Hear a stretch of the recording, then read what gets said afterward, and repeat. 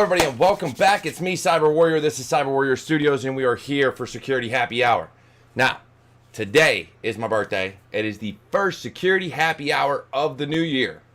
The very first. And yes, last year was crazy. This year's starting off even crazier. But guess what? We're going to get into it because we're going to have some fun. We're going to make this year the best. And we're just going to make the best of every day. Because here at Cyber Warrior Studios, that's what I do and that's what I preach, is making the best of every single goddamn day. So, getting into it. I've got Tom Costello with me today, fellow veteran and somebody that's getting into it, doing big things in cybersecurity. I got Cody. It's been a while, but it is good to finally have him back. And so, being that Tom has never been on this show, I'm going to let him do an introduction. And then once he's done, we'll kind of see what Cody's been up to, and we'll get on into it. Awesome. So again, thanks for having me. I am Tom Costello, and I've been doing cyber stuff for, about 15 years now. So back when I was in high school, I was doing computer repair. And this was in like the early days of wireless networks. Like 802.11g just came out. Everything was still WEP, like whole different world back then. And so I got exposed to Backtrack Linux way back when, just trying to make sure that, Wi-Fi is secure. Absolutely loved it. Started doing the CompTIA Security Plus thing. And then I joined the military, and in the Marine Corps as a data systems technician, they had me go through the first 3 quarters of the CCNA curriculum. Thought that was pretty cool. And then I joined the reserve, so I went to college and kept on doing the CCNA, CCNP type stuff, and just kind of stuck with network security ever since. So 2020 was pretty interesting for me. Ended up changing jobs in the middle of the year, which was super fun. And I knew I was going to have to catch up a lot on some of the 802.1x and more campus security type stuff when it comes to network. So been going through this monster here, trying to get some of the Cisco CCNP cert stuff out of the way. I want to renew my CCNP because I'm lazy, and it seems like this is probably going to be the easiest way for me to do that. But just been doing a whole lot with Cisco ACE in my home lab. And when I'm not doing the Cisco ACE home web stuff, I'm usually either doing some type of ham radio thing or trying to keep everything nice and together on my blog. So that's been pretty much what I've been up to these days, and just super excited to be here on this edition of the Security Happy Hour. Yeah, man, great to have you. And I always reach out to vets, and it's because I know how hard it can be to struggle with those things, and especially getting out. The transition can be a pain, especially if you don't necessarily pay attention to what's going on. I don't know how it is in the Marines, but in the Army, even though they take you through SFL, give me 1 second, guys. Mm-hmm.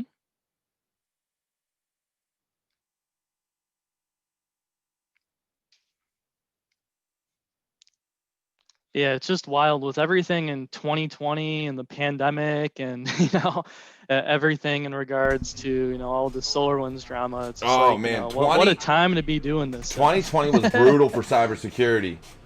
I still don't think we have heard the last of the SolarWinds nonsense. I think there was a news article that just came out earlier, either today or within the last couple of days, saying that they were finding new TTPs from organizations that weren't a part of the original campaign. So, companies that had been running SolarWinds, but they weren't affiliated with the government. Scary. Yeah, man, it's all scary because there's so much that we don't know, and unless I gotta be honest, unless you're the attackers, unless you're the ones that did the breach or the initial breach, we're never gonna know. We're never gonna know what data was gone. We're never gonna know how deep they got, and that's just because companies got to protect themselves. And that's not to say they should or shouldn't, release all the information. I'm not in a position to say what a company should or shouldn't do in terms of how bad did it get or has it got in? Like, have they done worse? Mm-hmm. But from the standpoint of just knowing how companies will operate at that level, especially these huge companies, you're talking Microsoft, government, everything that's been crushed, especially globally. I don't think we'll ever know all the facts. We just never will. So before we get deeper into that, Cody, give us an update, man. What you've been up to? What you got going on? Just work as usual. Got a couple of cool engagements going on. Nothing too out of the ordinary for me. Just finished up the ECPPT exam earlier this week. Just got to send off the final report. It was a really pleasant exam. It wasn't too difficult. That's about it. Just trying to keep my head down and not get set on fire by random things. Yeah, that could be a huge problem in our field. I know this week I took the week off of work. I wanted to. I know we just had 2 holidays in a row, but I don't take time off from holidays. When I'm working from home, I take as little time off as possible, just because I spend a lot of time in the evenings either doing this or spending time with the family. And so I wanted to start this new year. I wanted to get in fresh. So I decided to take, since it's the first full week of January and it's my birthday, I decided to take the full week off and was like, you know what? I'm going to re-energize. Like I did Motivation Monday, and then I didn't do nothing the rest of the week, and I'm here today. So that has been my week. I've been spending it with family, kind of just recouping myself. And that's, with everything that's going on, I think it's something that I desperately needed, right? There's just so much. It's, what are we going to do about SolarWinds? What are we going to do about that? And with companies right now, especially being in a consultant role, everybody's concerned. Have we been hit? Have we been breached? Or is there any way anybody could have done anything to us?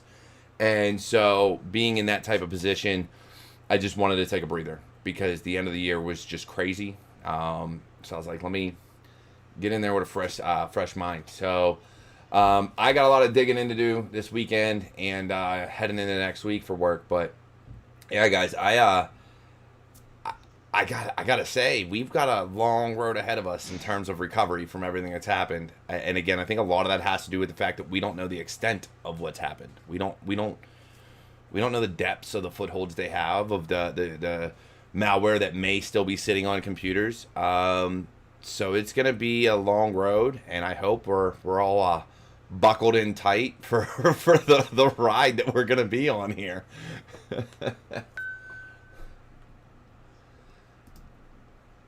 So yes, I think one of the more concerning pieces of info that I heard about from this breach, I don't know if it was related or not, but I heard that they shut down Highside, like SIPRNet for the Pentagon.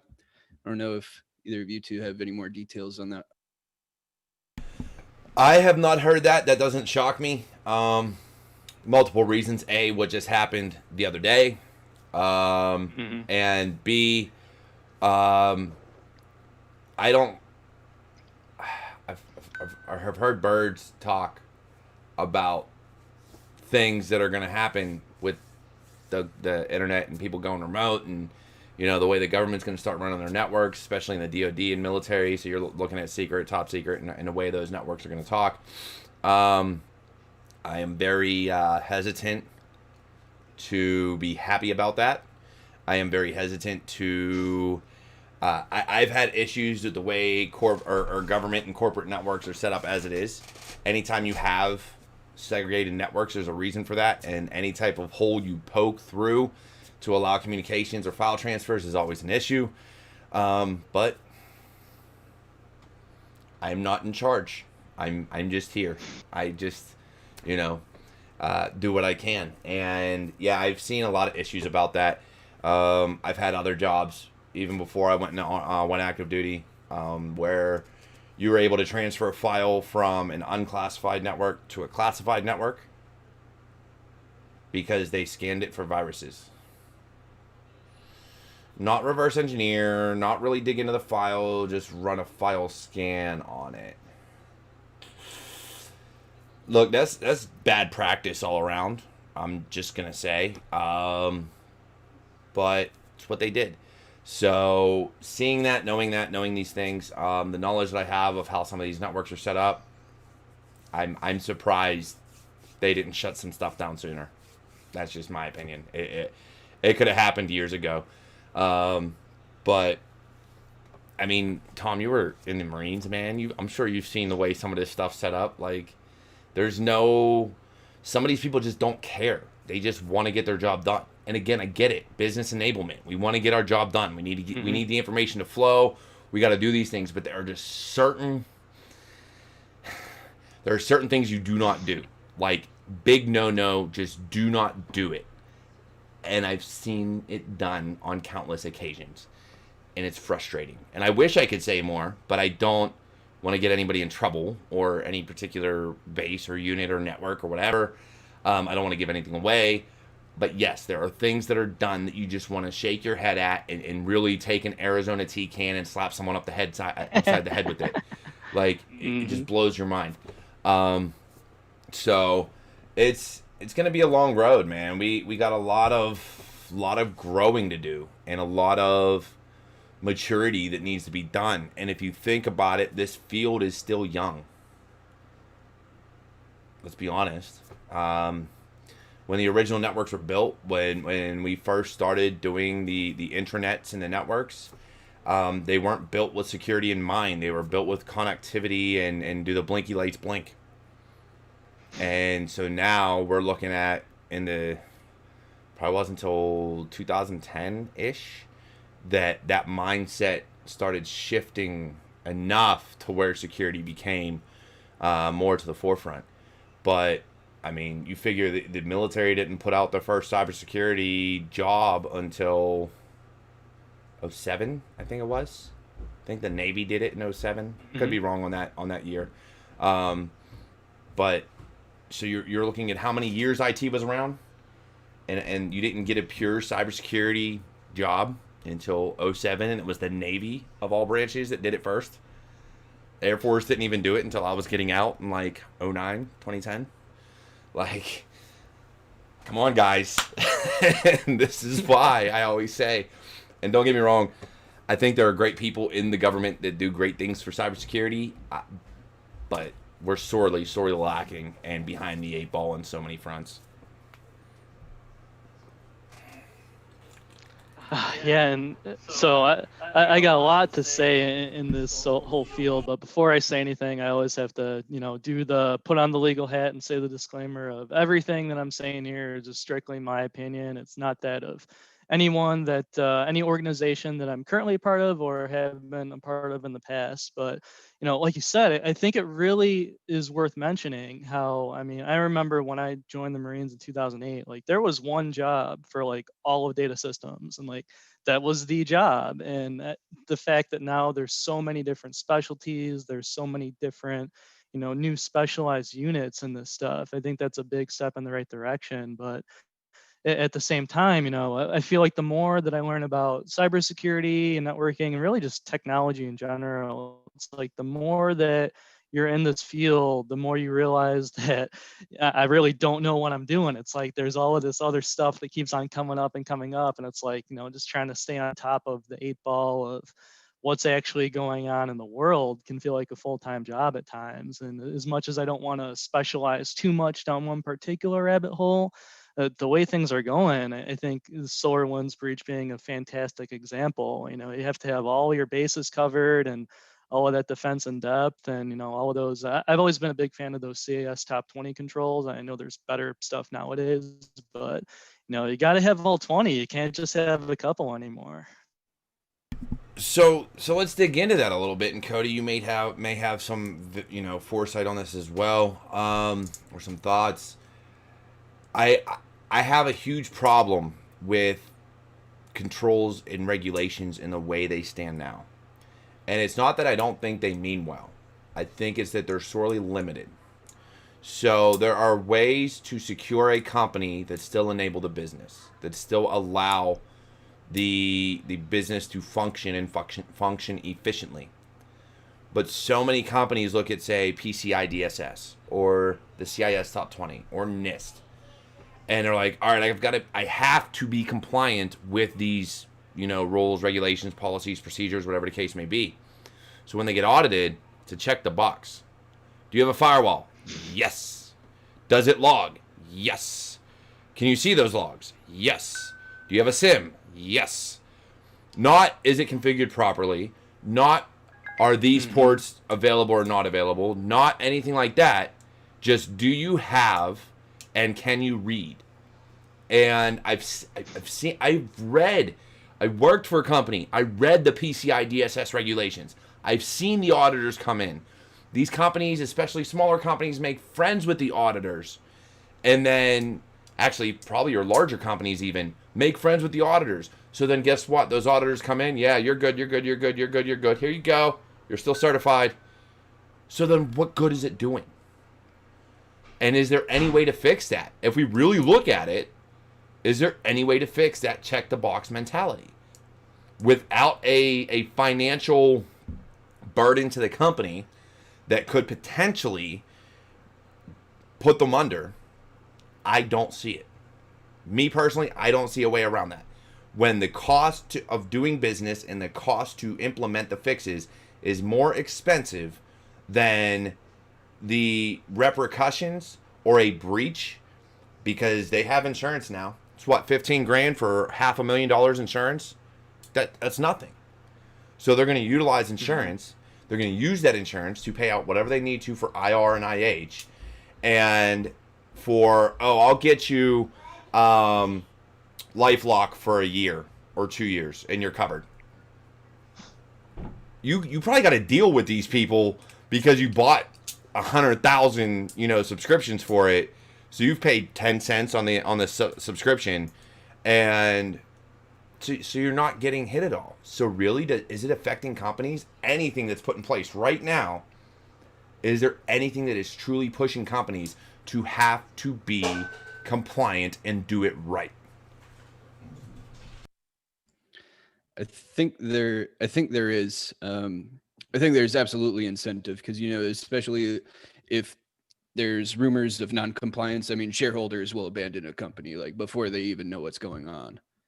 It's like shareholders aren't going to be like, oh, you're not compliant. Oh, that's not a big deal. Nobody's going to be like that. They're going to want to know that, if they're doing business with a company, they want to know that their transactions are at the very least meet a baseline of something that kind of makes sense. And I'm not going to say that, a lot of these, different compliance frameworks, I'm not going to say that they all suck. I think they definitely have some holes, but by and large, I think the reason that companies have this check the box mentality is kind of the same reason that, the armed services has, a really big problem with people that can't specialize in a field, either that, or if they do specialize, they're not going to be able to stay.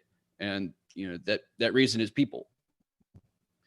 And there's going to be a lot of managers in a number of companies that are going to say, well, I'd really like to, get to the executive level. So, my way to do that is to make sure that we're implementing these compliance frameworks in the way that I think they should be implied or, deployed, and not the way that they should actually be deployed. There's very, very large difference between expectation and reality. And I don't think a lot of management really understands that. Yeah, I can agree with you there. One of the things that me and one of my old bosses had talked about, and he made a valid point, there are people that don't want to lead, right? They are very, very technical. They know their field. They know the ins and outs of their job, and they don't want to worry about people. They don't want to lead, but they still want to get promoted. They still want an increase in salary, and you can't blame them when you're doing a job for so long and you have that tribal knowledge of that particular field. Then you should get paid for it because it's a lot of work. It's a lot of effort. It's a lot of research. It's a lot of learning. So one of the fixes that me and him had talked about was companies eventually, so you have your CISOs, or should, or equivalent thereof, but having a technical executive.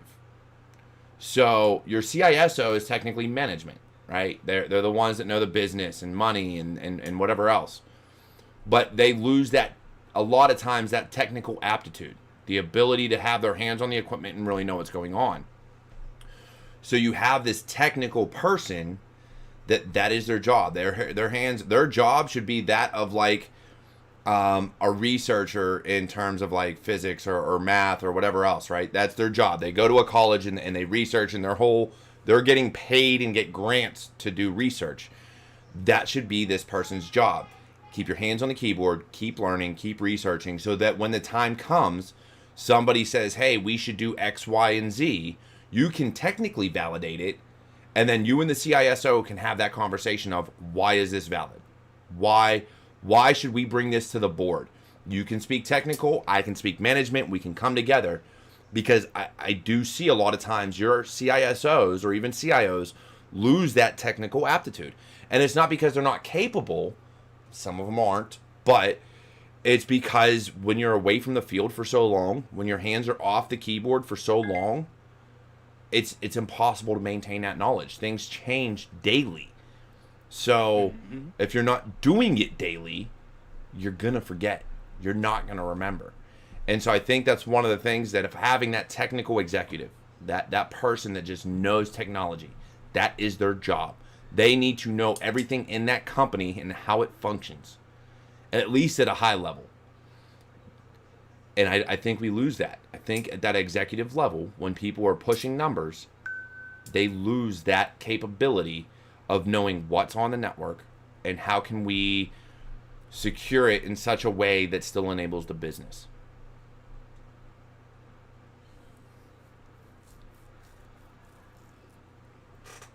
What say you?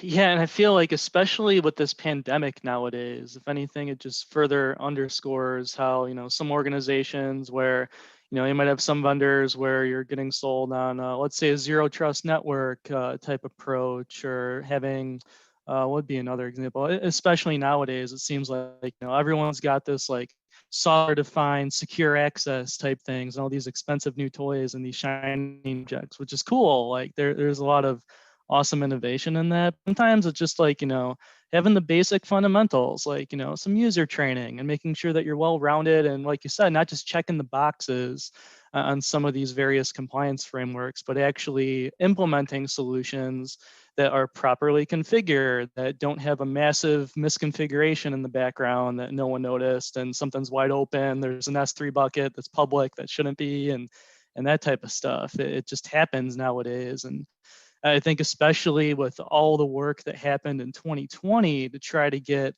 all of these remote workers productive from home, and some of these ninja deployments of remote access solutions, which may or may not have been the most secure. A lot of this stuff that no one wanted to touch in 2020. You don't want to be that guy that breaks 500 remote workers in the middle of the day because of some new security control you want to implement. But we can't live in that world forever. We have to make improvements, and things need to be continuously improved. And that day-to-day, those technical settings, that people need to check this type of stuff. And I just question how many organizations are actually doing that, especially in the wake of some of the SolarWinds things that we've seen in the past couple of weeks. Yeah, Cody, and I'm going to swing this around to you as well. One of the things I have seen is CISOs go to, say, a Black Hat or a DEF CON or a B-Sides, and they see the sales guy, right? You've got the sales engineer there. Hey, we sell this SIM, we sell this firewall, we sell this IDS, and it's all these blinky lights, and it does everything for you. We have AI and ML and BH and FYA and every freaking letter they can throw on it. And half the time, the sales engineer doesn't know what the hell they're talking about in terms of what is AI, what is machine learning, what is behavioral analytics. But that's what they were told, so they regurgitate it. And so they know the bare minimum of the product. And a CISO will see that and be like, oh, we need that. That covers what we need for this regulation, for this policy, for this whatever. And this is where I get around to having that technical guy. The CISO, who has not has his hand on a keyboard, and Lord knows how long, should not be authorized to go to these events and say, we're getting this right now. If he is not technical, he should not be allowed to do it. You should have to take that to your technical team. Am I wrong? In a sense, I agree with you. But before I continue, like Tom, I want to make absolutely certain that everybody knows these are just my opinions. Nobody else's, no other organization's opinion. So in On one aspect, you're not wrong, because there is at the very least I want to say like an incentive for corporate leaders to be able to make good decisions, but they should also be humble enough to at least go back with their teams, especially their technical experts, revisit it with them and get a more informed opinion before making a purchasing decision like that, especially one if it has like a dramatic implication for their organization.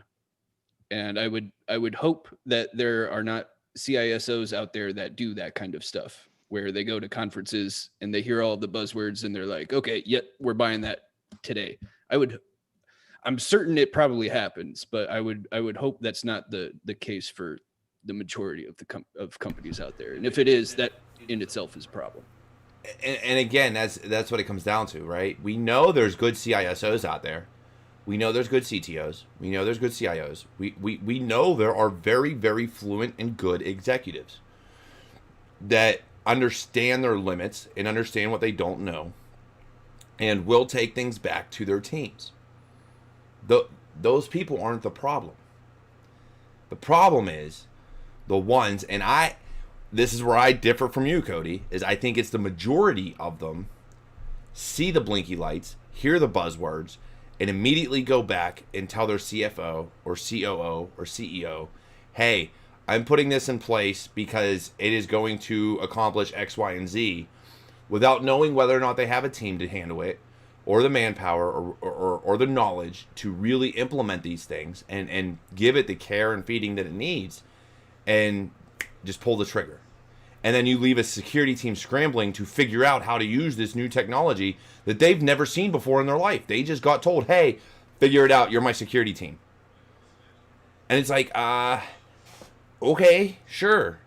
And unless you're a consultant where that is your job, is to research these technologies on a daily basis and know the ins and outs of a lot of these things, it is very difficult when you work for a company that is a sole company where your job is to secure them and only them.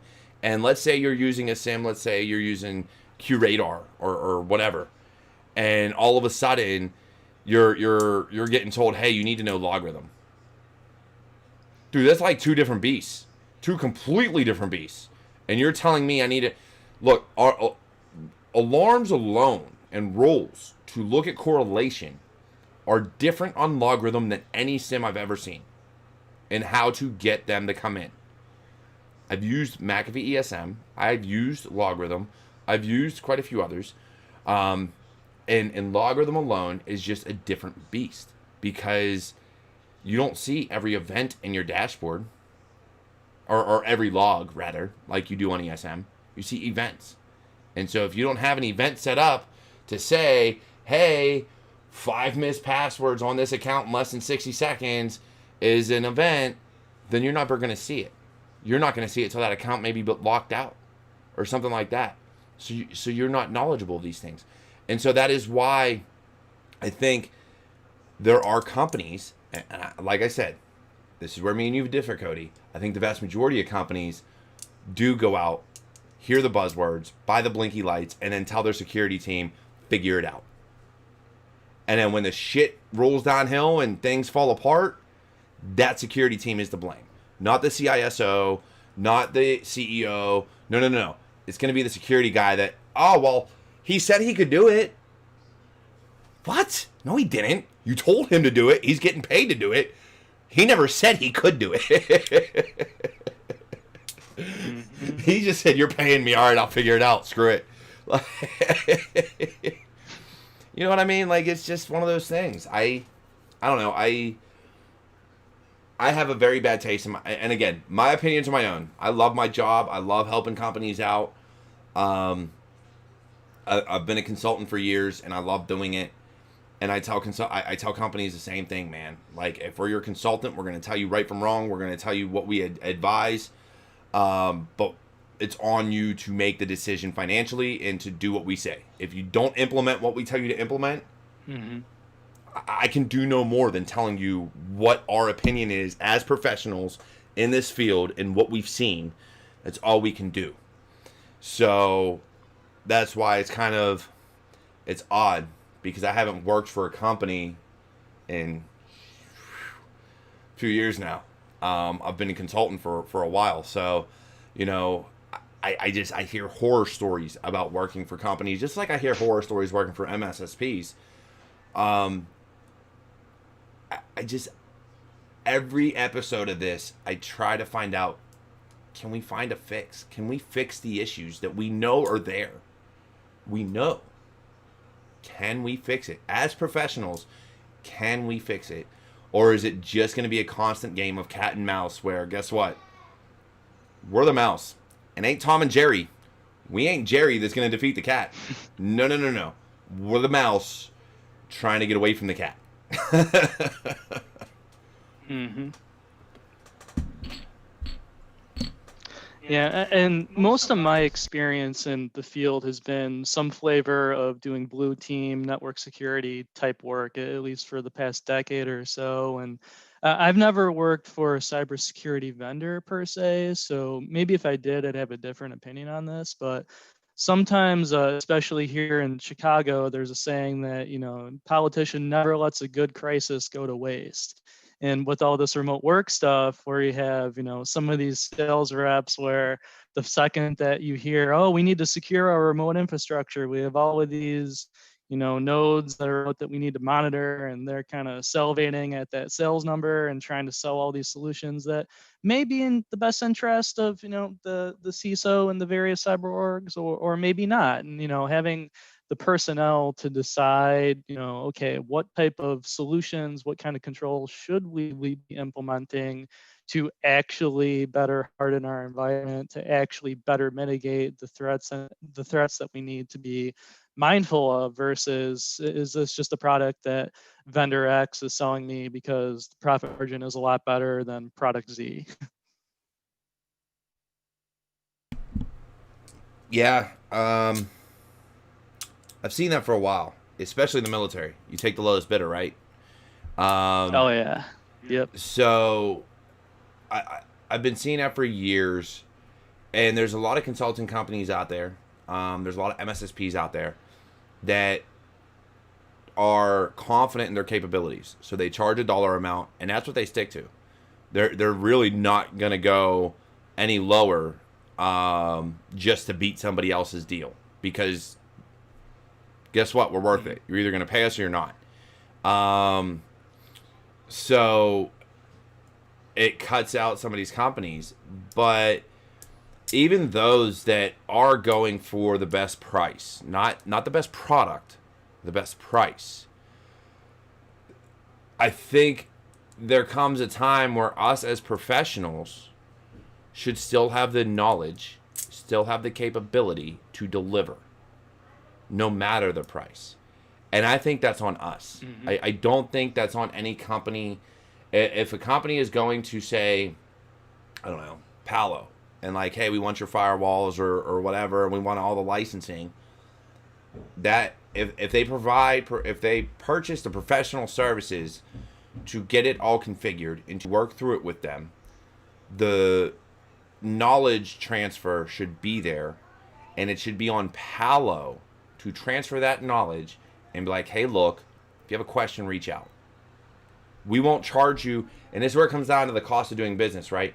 We won't charge you for an email. Now, if it's an hour-long phone call, whole different story. But if you email us and are like, hey, man, I can't figure this out, I'm doing the wrong thing, or is this still secure if I change this role? That's cost. Hey, man, me as a professional, I'm going to answer that, and I'm not going to charge you. I'm like, all right, cool, yeah, there you go.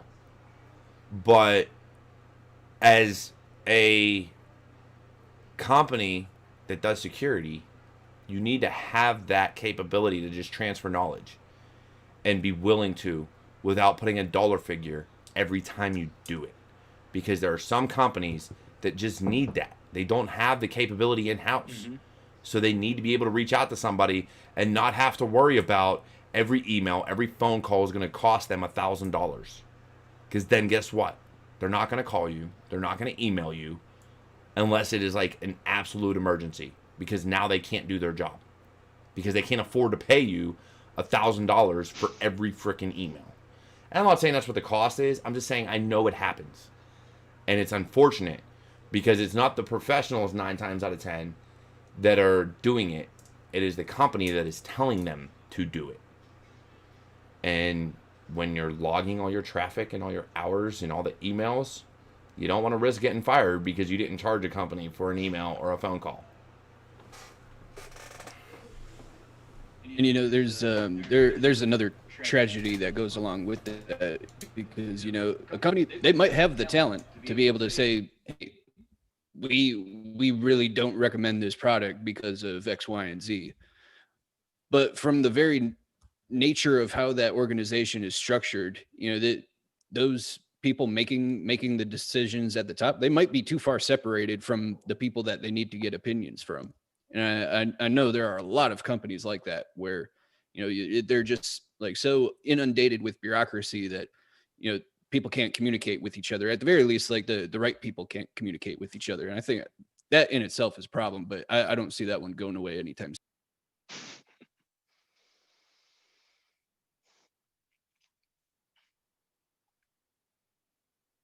Yeah, I agree. And I think especially with, as much as I love being on Zoom calls like this, I love cybersecurity happy hours. Like I'm all about this type of topic, but, especially without having that in-person ability to whiteboard something out with other people on your teams, or, have a subject matter expert come in from the vendor, get the whiteboard all crazy, take some pictures and, kind of spitball ideas, without being able to do that as easily as we used to. Hopefully those days come back soon, but yeah, I agree. Yeah, that's a huge problem. As much as and again, I'm with you on that, Tom. I love this. I love working from home, for multiple reasons. I feel I get a lot more work done that way. But yes, there is something about in person, drawing things out, having a brainstorming session, being able to figure things out with a team without having to worry about being on a call. Because when you're in something like this, you're still multitasking. You're still doing other work. Mm-hmm. Whereas when you get into those brainstorming sessions in an office, a lot of times you don't have work interrupting you or a client. You're literally have blocked out an hour or 2 hours of your day for a meeting, and that's all you're doing. And so, yes, we lose that capability unless you've already blocked out that time and stated for your work, this is what I'm doing. I'm going to be working with this person, this person, this person, and this is what we're going to figure out. So there's still ways to do it, but I think too little we actually do it. We don't implement it. We don't implement that block off in our calendars to say, okay, I'm going to take 2 hours or an hour a day every day to do X, Y, and Z.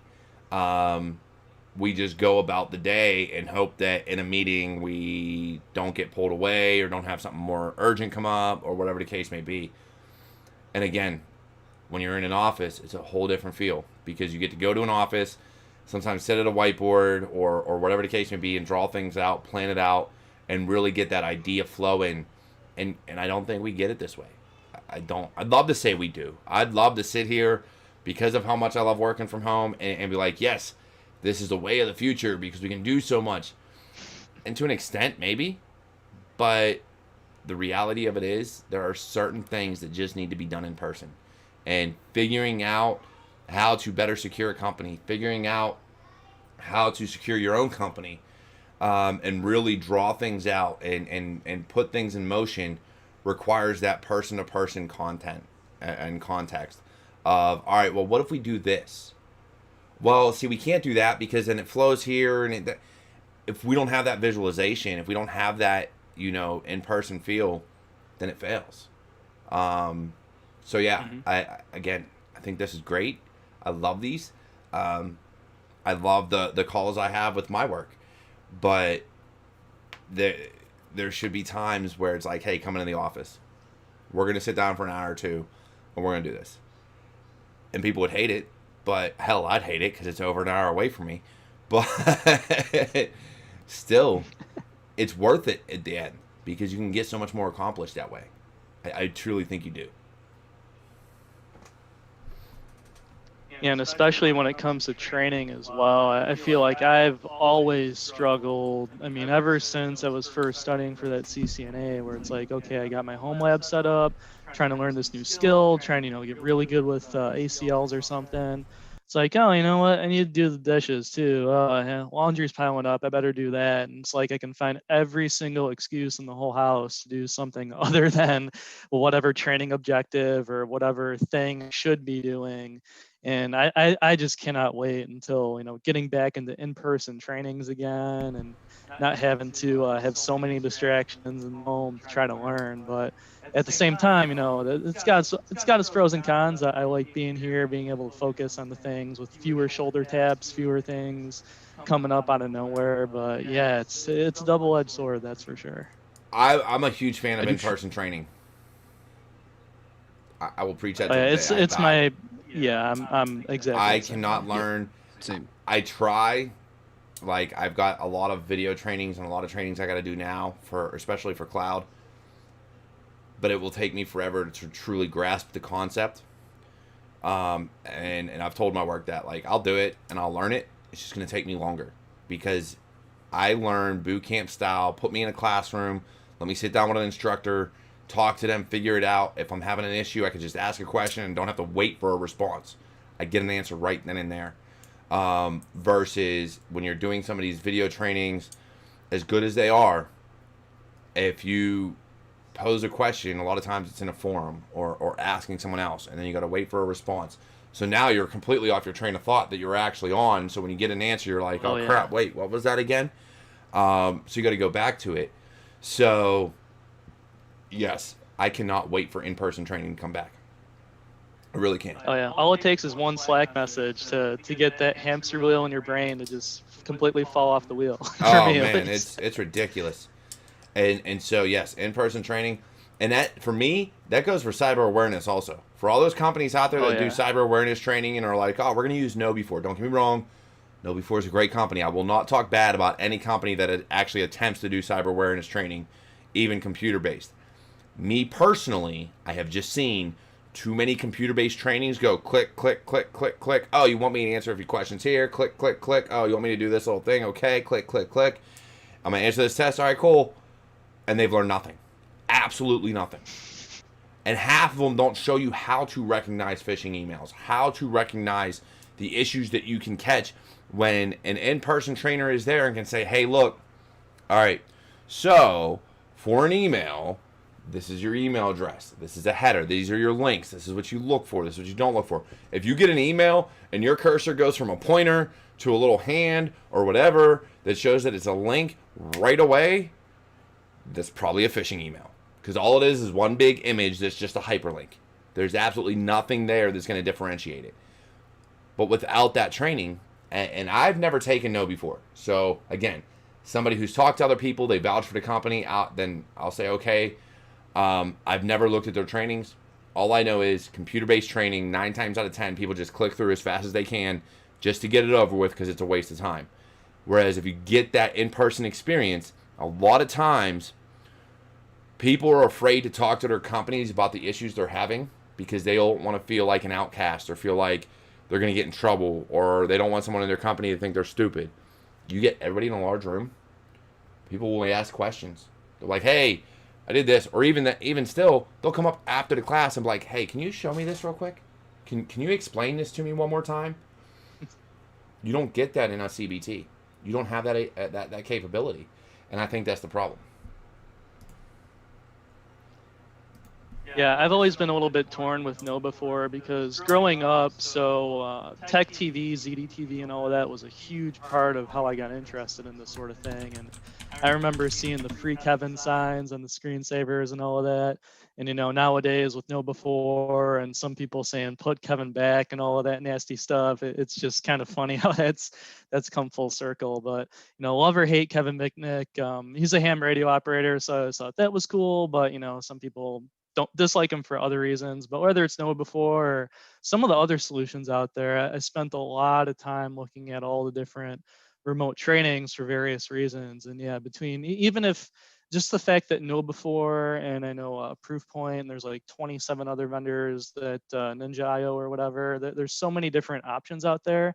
But the fact that there is a marketplace for that sort of thing, there is competition for that sort of thing, I think that's fantastic. Like this stuff wasn't a thing 10, 15 years ago, and now it's becoming a required corporate training for better or worse. But yeah, I feel like a lot of the in-person training, especially showing an in-person fish, in-person voice fish in particular, I feel like that's a lot more. It's going to stick in someone's brain a lot more than the computer-based stuff.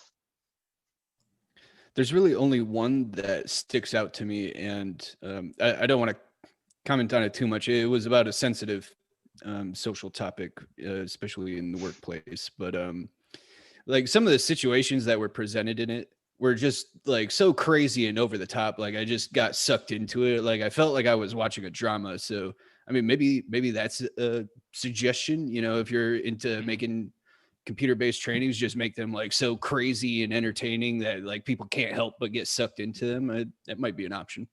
Yeah, I like that a lot. In fact, the company my wife works for, they did a blog post about how when you think about it, the entire plot line of the first Star Wars is basically surrounding a data breach. When you think of it that way, it's like, oh, you know what? That's right. Like R2-D2, he's trying to exfil data. Like I never thought of it that way. And, it makes it interesting. That is the first time I've ever heard that, and I love it, especially as a Star Wars fan. I absolutely love that. But even more so, like you can relate a lot of things to breaches in some way, shape, or form that you see, even though they're not played out that way. One of the things I stand by, especially in this day and age, especially after everything we saw near the end of last year with SolarWinds and things like that, die hard. Live free or die hard with a fire sale. I have said that is possible for years. That's just me. Even before that movie came out, I didn't call it a fire sale. I just said it's possible. And after what we saw at the end of last year, yeah, that just, it's a tipping point for me where to say, all right, we're screwed. It's gonna happen. But no, like when you look at these movies, you're like, oh, well, is that really possible, or is it just movie? No. If you don't do things right, all this stuff is completely possible.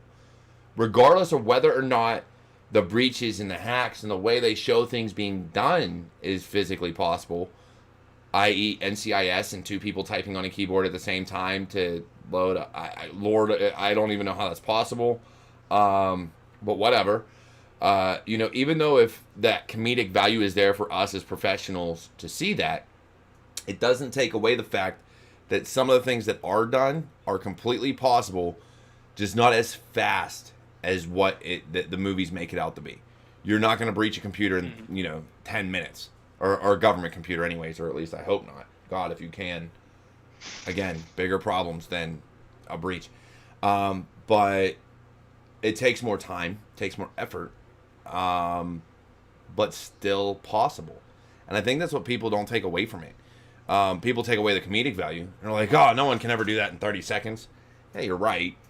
I'm not going to say you're wrong. But I will say, is it still possible? What they did, is it still possible? And when people are like, well, exactly. The moment you hesitate, exactly. You just confirmed it is still possible. And that's the problem. That's what I see as a problem, is when people look at movies and they're like, oh, that can never be done. And it's like, time out. Let's really think about this here. Yes, it could. Maybe not to that speed or not to that extent, but there are things that can be put in place that can cause this. And I hate seeing it. I hate saying it. But I know, as someone who knows computers and knows networks, that it is completely possible to see these things come to fruition. And it's something we never want to see, but it's something that we still got to keep at the back of our minds of, this is what we want to prevent. We want to prevent these breaches. We want to prevent, or at least be able to detect. And it comes down to that reactive and proactive approach. We want to be proactive to some extent, but still have that reactive capability. And I think too many people concentrate on one side or the other. And it's like you got to find your happy medium. You need an IR plan. You need an incident handling plan. You need disaster recovery. You need business continuity.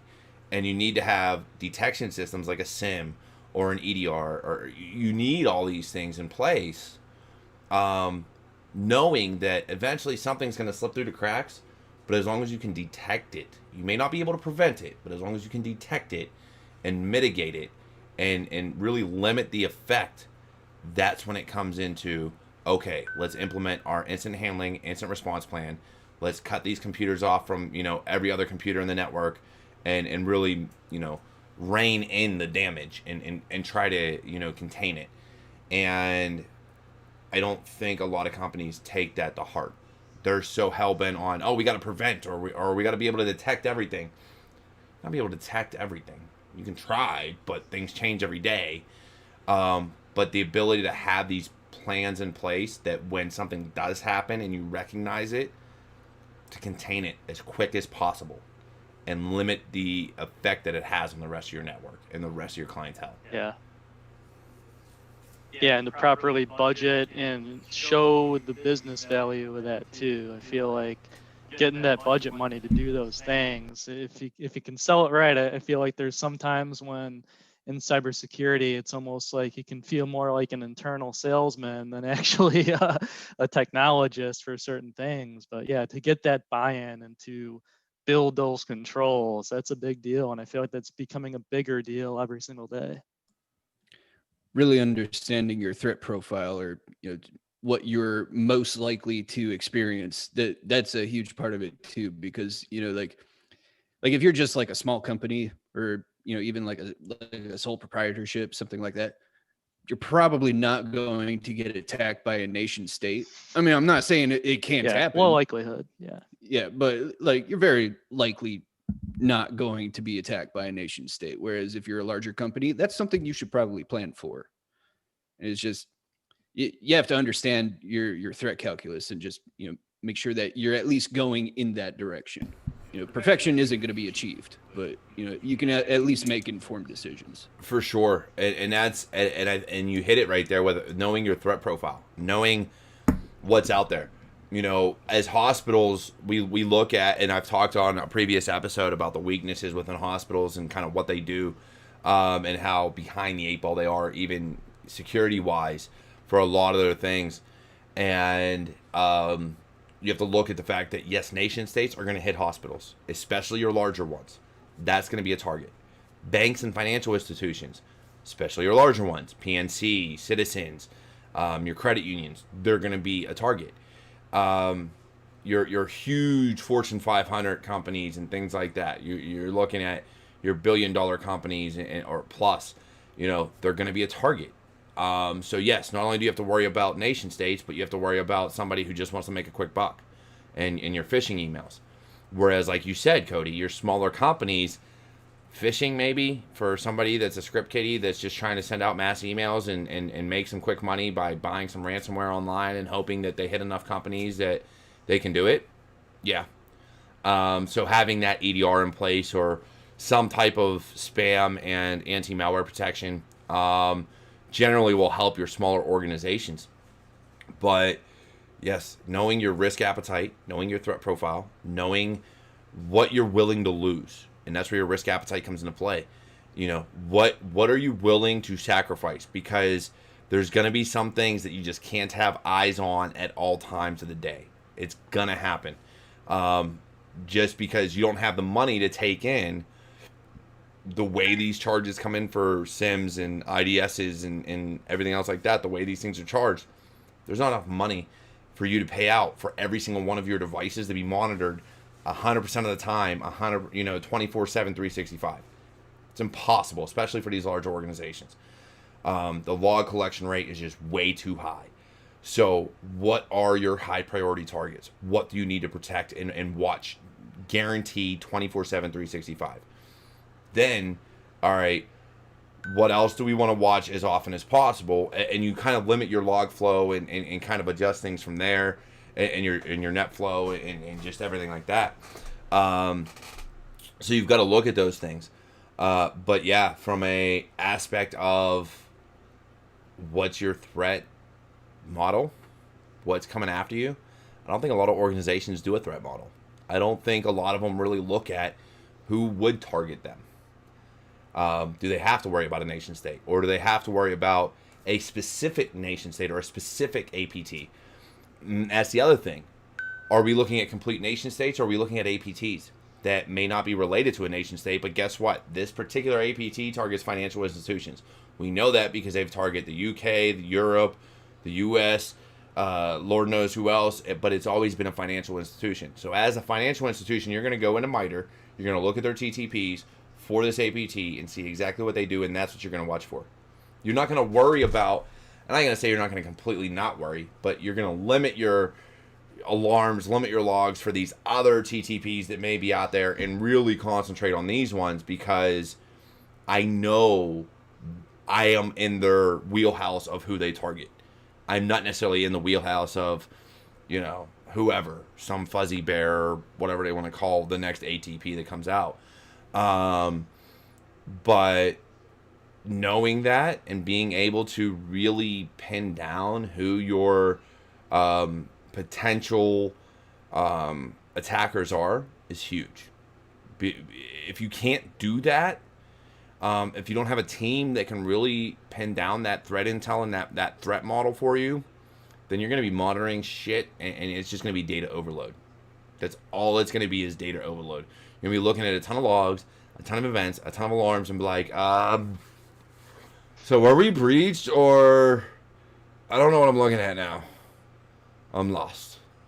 And people can't handle that. You've got to be able to limit and really pin down what you're looking at. And that comes down to, like you said, Cody, threat model.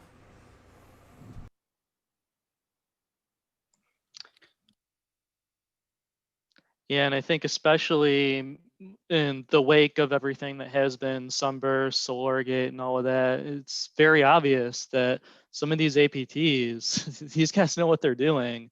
And not only that, but I feel like a lot of the traditional controls, traditional ACLs, things like that, if you're up against someone that's really smart, that knows how to exfil data over an SSH tunnel, that knows how to make things look like it's legitimate, Orion improvement protocol traffic, how in the heck do you stop that? And I think especially with all the new stuff that's going to be in the pipeline these next couple years with, TLS 1.3 and whatnot, it's not getting any easier. I think there's definitely going to be a lot more jobs, a lot more things that need to happen in order to try to be one step ahead of the bad guys on that. So one of the things me and my father have talked about, because my father works in GRC, is really having a baseline.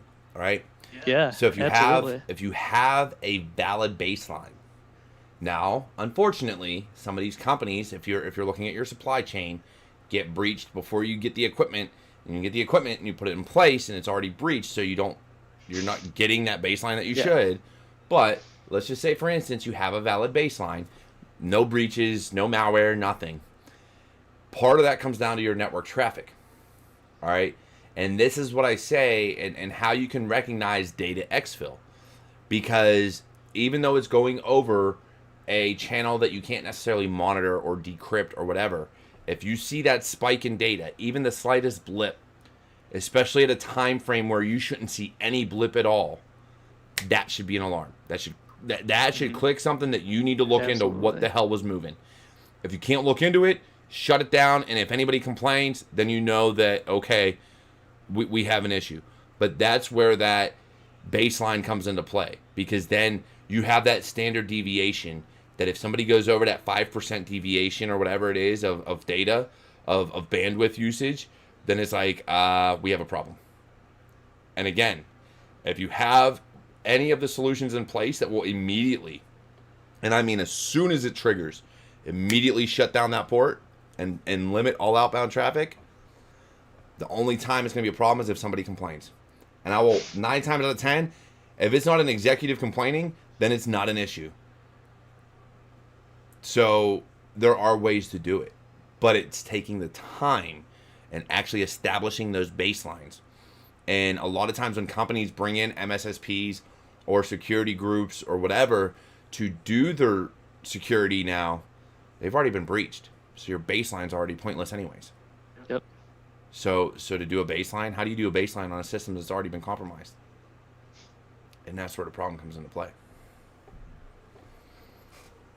And even then, having a baseline, just having one is step one. Just being compliant is step one. Like, if you want to truly be in a place where you feel like your organization is prepared, I guess, you got to be at like level 99. And there's a whole slew of things that your organization needs to do to get from level 1 all the way to level 99. Like, it's not going to happen overnight, and it's probably not. Honestly, it's probably not going to happen over a decade. But there are very good mindsets that have come out within the last year or two that I think are fantastic. So like relationship or like relational based detection. So as an example, like, does Billy in accounting need to be running base 64 encoded PowerShell? Probably not. You should probably build an alert around that. And that's your Whereas behavioral your analytics sysadmins, and they stuff might too. do that. Yeah, that's a lot of your behavioral analytics. I've seen a lot of things come out of the pipeline. Your neural frameworks and things like that help that get built into these to do behavioral analytics, to do quote unquote AI or machine learning or whatever they want to put, whatever buzzword you want to put on it. Look, I haven't done enough research to know the difference between all of them. I know behavioral analytics, and that's only because I know it's down to the user, and 9 times out of 10. So yes, if a user does something under their name that is over the course of 5 days or 10 days, they establish this baseline of how this user operates on a day-to-day basis. Now, you go to day 11 and all of a sudden something clicks and it's like, oh, he's executing something he's never done before. And it's been 10 days. We're not going to allow that one. We're just going to stop it right there. And we're going to say, go have fun. No. Having those things in place, yes, that's huge. And I think there's a lot of great companies out there that do that. Whether or not it's behavioral, it might be machine learning, it might be AI. But like CrowdStrike, Cylance, when people don't like Cylance. Cylance, when implemented properly with policy, is a great company. CrowdStrike is a great company. Bitdefender, great company. All these, anti-malware solutions, EDR solutions, they're great companies when you use them right. And I think that's what the problem comes down to, is we put these things in play without the proper personnel that know how to use them and are expected to just be able to use them. And that, I think that's the biggest problem. You don't want to put on a job description the technology you're using, because that can be used against you, right? Anybody that does OSINT knows, I'm going to go to the job boards. I'm going to go see what they're hiring for network engineering, for cybersecurity, for whatever, so that I can see what they're using. Because if they're asking for this knowledge, that means I know what I've got to bypass. I know what I've got to get into, or I know what LFI I can use, or RFI, or whatever. I know what vulnerabilities these technologies have. And so I think we have to do a better job of taking that off of the job description and being able to talk to cybersecurity people and be like, hey, if we were to change up our EDR solution, or hey, this is what we're using now, have you configured it? Have you used it? If the answer is no, that company has to be willing to go pay for training. If they're not going to pay for training on it, we got bigger issues. Because now you're expecting someone to come in, configure, monitor, and do something on a system they've never used. And that is that time frame, and it could take somebody a day, it could take somebody a month, it could take somebody 6 months to learn it on their own. That time frame that it takes for them to really understand the software is a time frame that you don't have, because that time frame is going to be used to exploit you. Whether or not you realize it, you've probably lost somebody or have more computers than or more logs than you can monitor. So now you're trying to get someone spun up on something that they've never used without someone to train them. And I think that's where that comes into play.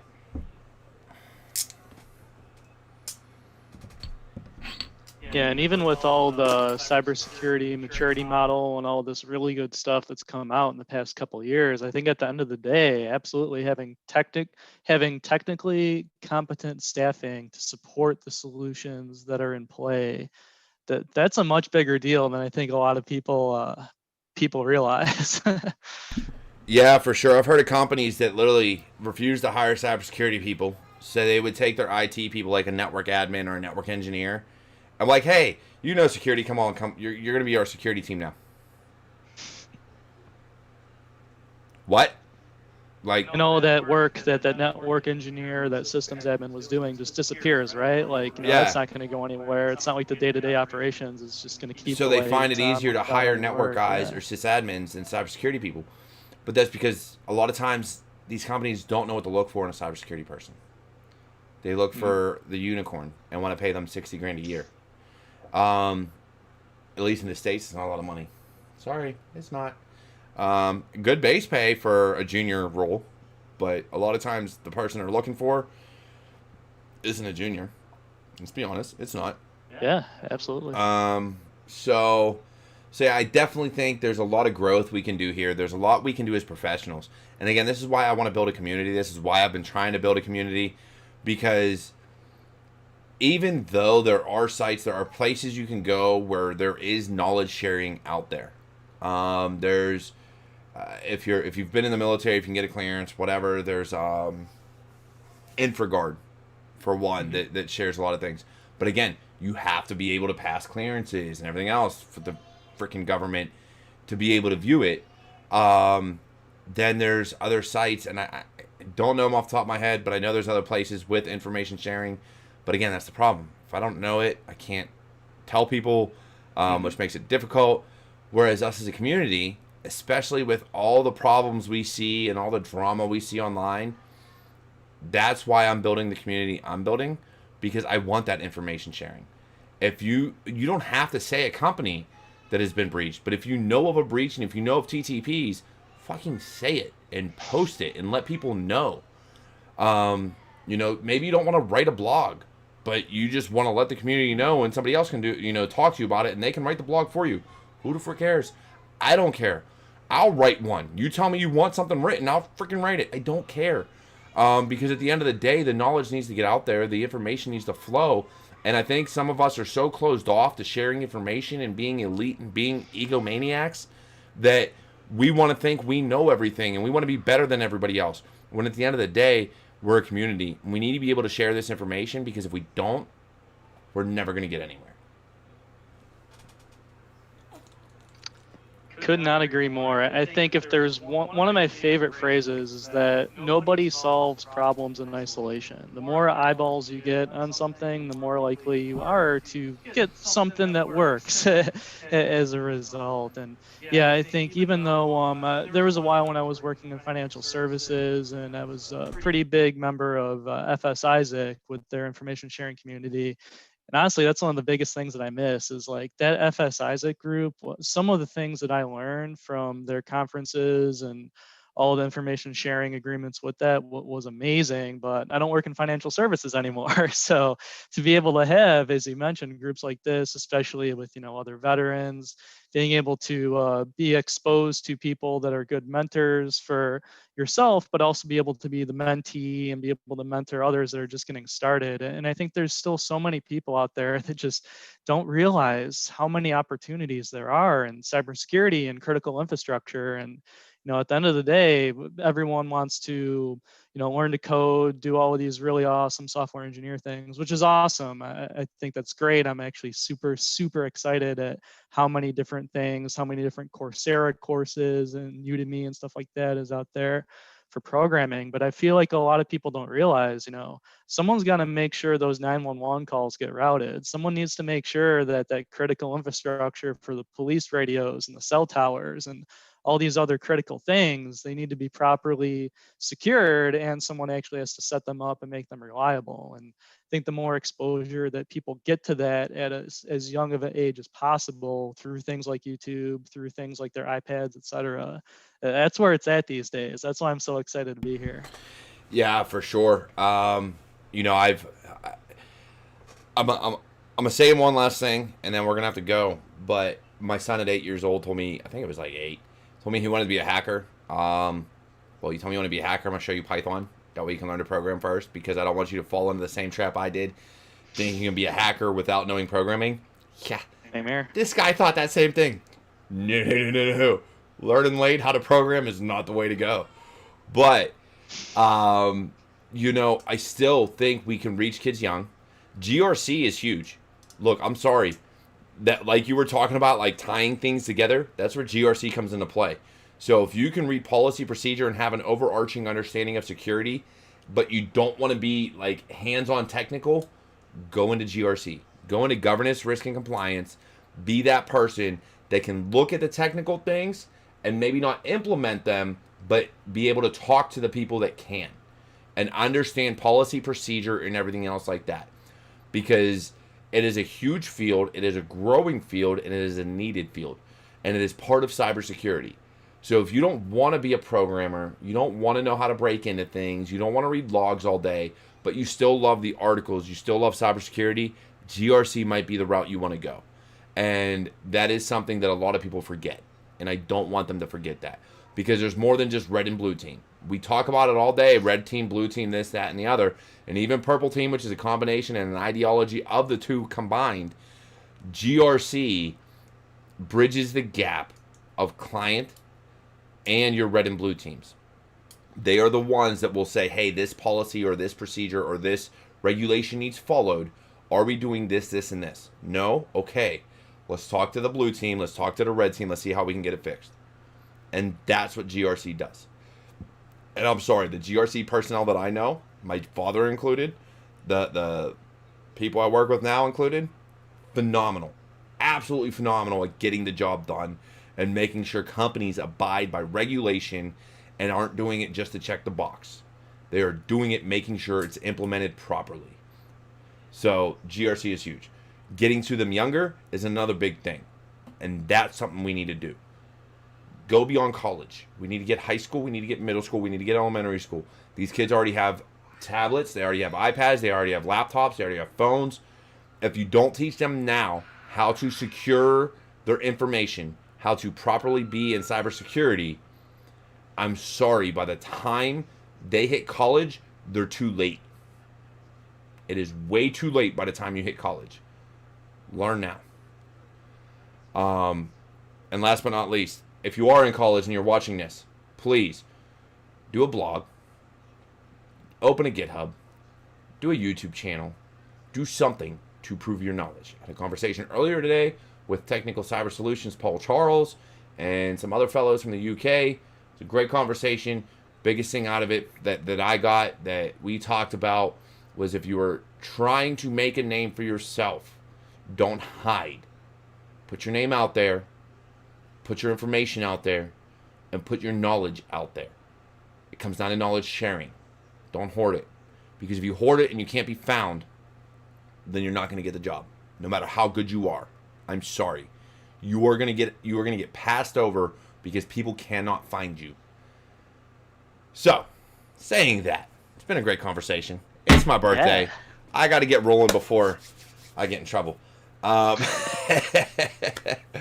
love you guys. I love everybody that's joined us today. Look, it's Security Happy Hour. I do this every week. I've taken some weeks off, but I always let people know in advance when I'm not going to be doing it. But every week I try to do this. Every week I do Motivational Monday. Some weeks I have Tech Tuesday and WTF Wednesday. Been a little bit slacking on those. Don't worry, they're coming back. I'll figure some videos out. So if you have some ideas, hey, jump on my Discord server. Guess what? It's in the description down below. If it's not, I have it out there. It's on my blog. So you can check out my blog and see my Discord server. But I love you all.